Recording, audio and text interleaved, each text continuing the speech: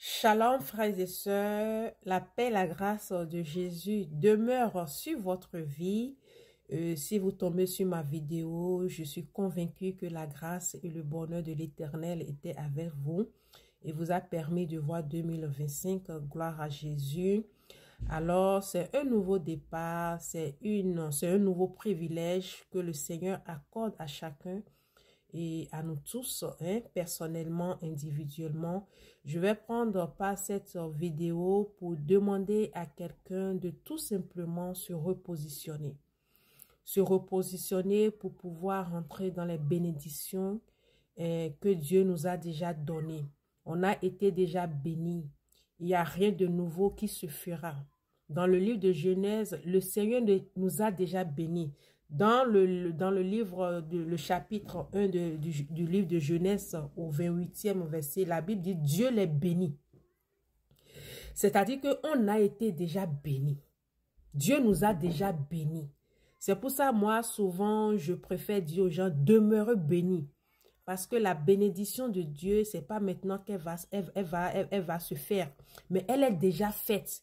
Seulement, il faudrait que nous regardions au-delà du naturel pour pouvoir activer cette bénédiction, pour pouvoir voir cette bénédiction se manifester physiquement dans notre vie. Sinon, spirituellement, nous sommes déjà bénis.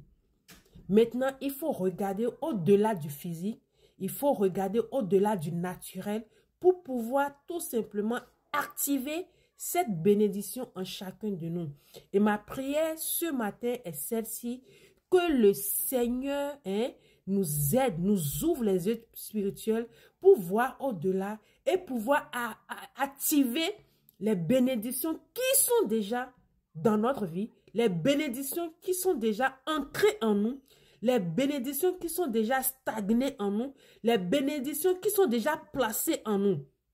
Donc, il faudrait maintenant que nous puissions les activer. Et c'est mon souhait, c'est ma prière pour chacun de nous en cette nouvelle année. Nous allons rapidement lire un passage, toujours dans le livre de Genèse, Genèse 1 au 26e verset. Écoutez ce que la parole de Dieu nous dit. Genèse 1, 26. Puis Dieu dit, faisons l'homme à notre image, selon notre ressemblance, et qu'il domine sur les poissons de la mer, sur les oiseaux du ciel, sur le bétail, sur toute la terre et sur tous les reptiles qui rampent sur la terre.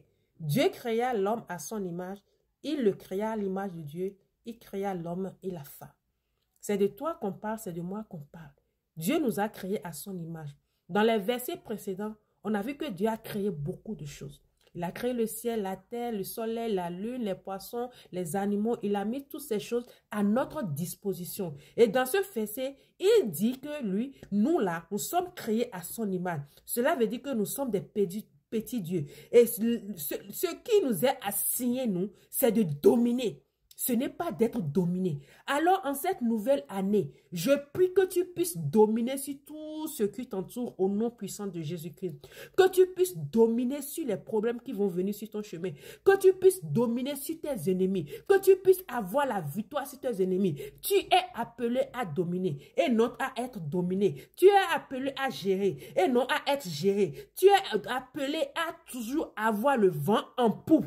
Et non le contraire. Je déclare, je décrète ce matin, en ce premier jour de janvier 2025, que tu as déjà la tête et non jamais la queue. La seule chose que tu dois avoir, il faut savoir ton identité, te repositionner, regarder au-delà du naturel et va dominer. Va dominer tout ce qui passe sur ton chemin. Va dominer tout ce qui peut se mettre sur ton chemin. Va dominer tout ce qui peut constituer un obstacle. Parce que tu n'es pas n'importe qui. Parce que tu es le fils du Dieu vivant. Parce que tu as été créé à l'image de Dieu.